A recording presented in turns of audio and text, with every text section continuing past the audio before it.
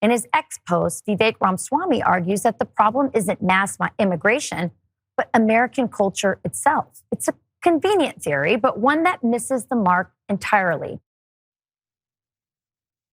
Recently, Fox anchor Rachel Campos Duffy, a woman I very rarely agree with, actually did an interesting and lengthy takedown of Vivek Ramaswamy over his support for the use of H-1B visas by various business owners, especially Silicon Valley tech bros, and especially his long rant against American culture and work ethic. Now, Duffy started her segment with the story of Leo Pereiro, and I think this is a story that a lot of Americans can relate to. So he was actually an IT worker over at Disney, but he was getting laid off. And if he wanted to collect his bonus and his severance, the only way he could do it is if he was willing to train his replacement, a foreign worker who was brought to the country on an H-1B visa. So Pereiro said the experience demoralized him and made him want to leave the IT field entirely. He said, "I felt extremely un-American. I felt like I was part of destroying our economy because I had to train a replacement that was going to come here, take my job, and potentially take other people's jobs."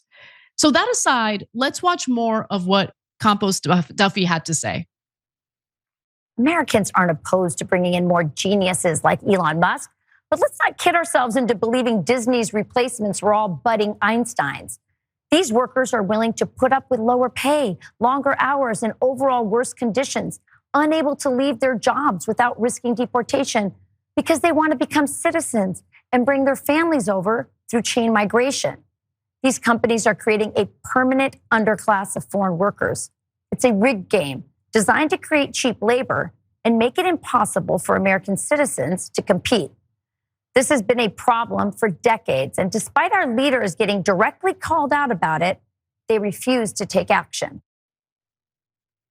Now, what's fascinating about this whole debate on the right end of the political spectrum is the fact that Donald Trump has effectively sided with Elon Musk and Vivek Ramaswamy on this. He says, in regard to those who are mad at him because they feel he changed his mind on immigration, he says, "I didn't change my mind. I always felt we have to have the most competent people in our country. We need competent people. We need smart people coming into our country. We need a lot of people coming. We need a lot of people coming in. We need a lot of people coming in." He didn't change his mind. He didn't change his mind. He didn't change his mind. Oh my God. No, I think this is a brutal wake-up call for a lot of Trump supporters, right? Because it's just so brazen that he's siding with the guy, the billionaire, who funded his campaign. This is how politics works in America, and we hate it. We hate the corruption. But let me finish the statement. Finally, he says, "We're going to have jobs like we've never had before." Okay. So Waz, I'm just gonna go straight to you before we continue on with more details to this story. Where to even begin with this? Just that segment on Fox News, honestly, could have been words spoken by Bernie Sanders. Yes. Before 2016. Like, that's literally a Bernie Sanders, Bernie Crat talking point about working conditions and the way that management and capital artificially depress wages for American workers by bringing it. So again, let's get to these H-1 visas, right? If they brought these folks in and automatically made them American citizens, I'm okay with that, okay? I'm cool with immigration, just generally speaking. These people come in and get to work at Google or Facebook or whatever the hell it is. Yeah, cool, make them American. I'm sure they can get other jobs and be part of a nice tax base and all of that stuff. I'm cool with it, but we know that's not what happens. They basically get turned into, I'm sorry, indentured servitude where they can't even leave their job. They can't even go, the company that got the visa issued for them, they can't even go take their work somewhere else. They're beholden to these folks. And so of course, they're willing to work longer hours. Of course, they're willing to take less days off. And what do you think that does? That creates an environment, a culture within that workplace. And so, of course, that's why management loves it. They're undercutting their workforce, their American-born workforce, by saying, look at these folks whose visas and livelihood and their ability to stay in America. Look at how they behave at our job. Aren't they great? You should follow suit. So, you know, we shouldn't be surprised by that. And then the other thing that I think conservatives are slowly waking up to is that you got to stand by a principle and you have to apply it always. Meaning, what's the principle? Billionaires, unelected, didn't run a campaign, should not be setting policy because they're going to set policy for themselves. There's gonna be, every now and again, there's gonna be some stuff that overlaps for normal people. It's like, yeah, Elon said he didn't like immigration. Yeah, okay. But the principle should always be, these guys are unaccountable to anybody. Why should they have a right to dictate terms in the government? So I don't care if it's Elon Musk. I don't care if it's, you know, some of these Wall Street people that the Dems seem to be so obsessed with and other business tycoons. I don't care who it is. The principle holds true. Like, these people should not have an outsized voice in government, Anna. I totally agree with you. You brought up Bernie Sanders, so I can't help but read his tweet from today, where he calls out Elon Musk, saying Elon Musk is wrong. The main function of the H-1B visa program is not to hire the best and the brightest, but rather to replace good-paying American jobs with low-wage, indentured servants from abroad. 100%. The cheaper the labor they hire, the more money the billionaires make. And this is where I think that there's common ground among some on the left, okay, and a faction of Trump's base, right? The America First base. Now, look, some of them use rhetoric that I disagree with. I have no malice in my heart for foreign workers or foreigners, period. But I do have malice in my heart for billionaires and for these corporations who screw over American workers, okay, and instead bring in workers from abroad that they can abuse, that they can pay far less. And look, imagine doing the work, going to college, digging yourself into that debt to get the degree necessary to get hired for one of these Silicon Valley jobs, and then getting laid off. Before you leave, you got to train the foreign worker that they brought from another country, or else you're not going to get your severance pay. Because that's what's happening right now in the country. And I understand that resentment and that anger that people are feeling. And so I'm so curious to see how this plays out, because unlike 2016, I am noticing that there are members of Trump's base who are willing to criticize him pretty viciously if he's not going along with what he promised to do. And in this case, this isn't America First. If you're going to support an abused worker visa program to the detriment of the American people, you know, this faction of his supporters are going to speak out. And they've been speaking out. And I can't believe we're watching a Fox News segment right now. Insane. Showing concern for American workers. Like, workers' rights, working conditions. Like, what?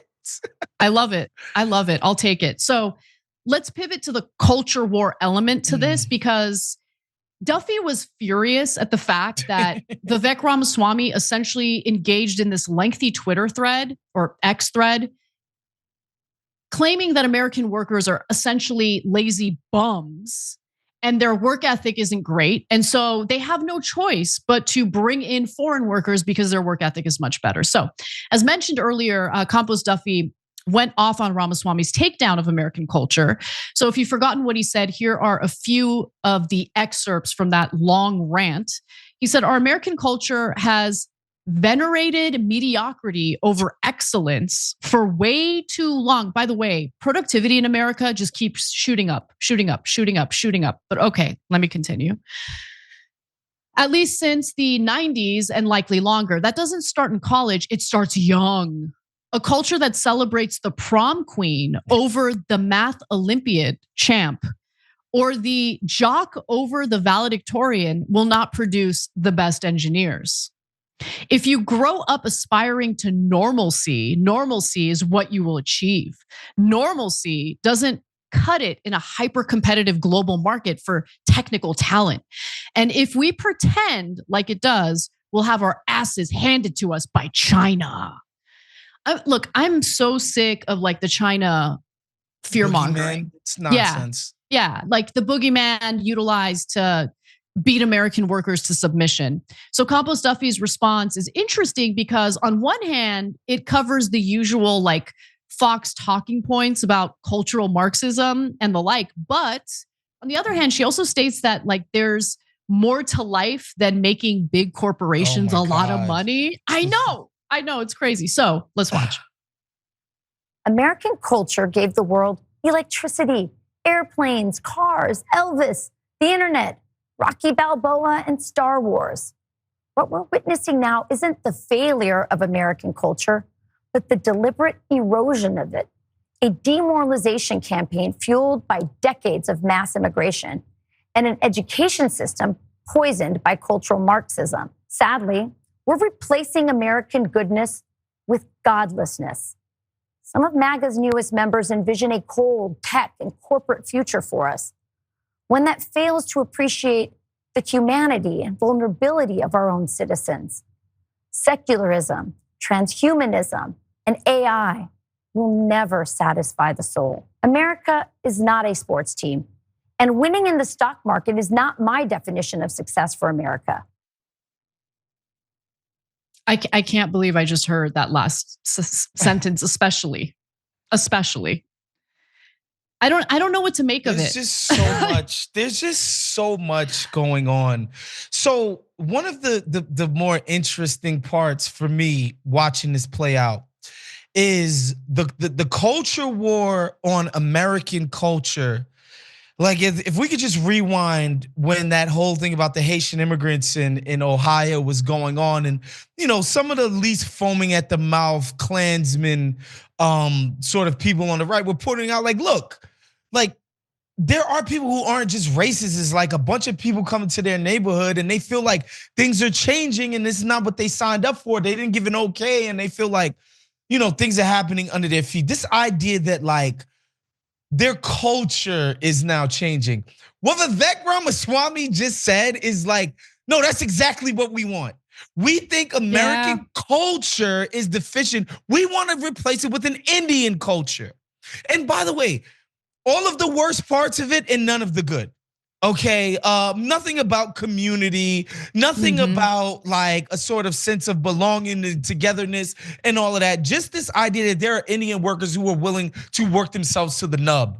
And that's what we should follow. Nothing else about an Indian culture. And that's just so crazy to me because, to me, I always make the sort of argument about immigration is like, these people are just gonna become Americans. That's just what it is. That's just how our culture is. They're gonna end up eating hot dogs. They're gonna end up, buying way too much Ben and Jerry's at the freaking supermarket. Maybe I'm telling on myself, but like, they're just gonna become Americans. That's just what we do here. But what Vivek and Elon too, what they're saying is like, no, we need to change American culture. They're dissing America as an idea. Yes, 100%. These are these sicko, there's no love lost between me and these tech people. Like these people don't believe in nations. Just the idea of being patriotic and prioritizing the people of a nation, of nationhood itself, they think is stupid. They think, this is some pig-headed nonsense from the plebes. Like they don't believe in some sense of belonging and being part of it. And guess what? I'm not surprised. These freaking dorks are antisocial. That's why you didn't have any friends. And the reason why Vivek is mad, I'm telling y'all, is because some hot sorority chicks in college didn't give him any play, and he's still pissed about it. That's all he's talking about. This idea that we didn't love Screech and Urkel enough. People love those characters. Hell yeah. It's insane. This is all just a personal vendetta of a bunch of freaking dorks. Well, look, when it comes to Elon Musk, that dork is looking to maximize profits. Like, I don't care that he's like already the richest man in the world. Like for them, it's never enough. And he is willing to sell out American workers in order to maximize his profits. And I think, again, a faction of MAGA has woken up to that. And I'm glad that they've woken up to that. And I'm glad they're speaking out against it. And look, I have a few other things to say. Number one, really heard much from populist shady Vance on this.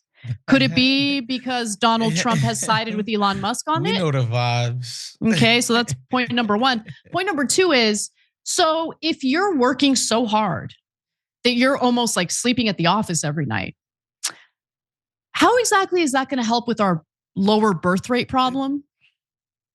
Like, is he inviting people to knock boots on his desk over at Tesla? Like, it's Elon Musk is brilliant in a lot of ways, but he's also not brilliant in a lot of ways. And this is an example of that, right? He has difficulty seeing outside of his own like lived experience.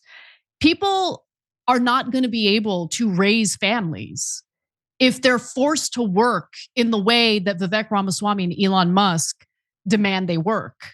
And honestly, the best thing in life is not spending as much time in the office as humanly possible or making as much money as humanly possible.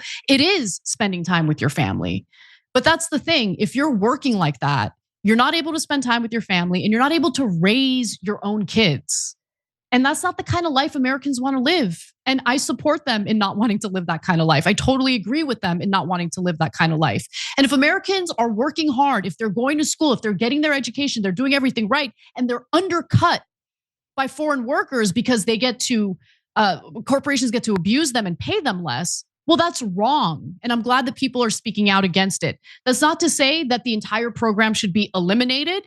I think there's still a role for H-1B visas, especially if there's a shortage of workers in a specialized field. But Americans should be considered first for those jobs. And there needs to be more protection for American workers when it comes to abuses of the system. And to be sure, there are many abuses of the system.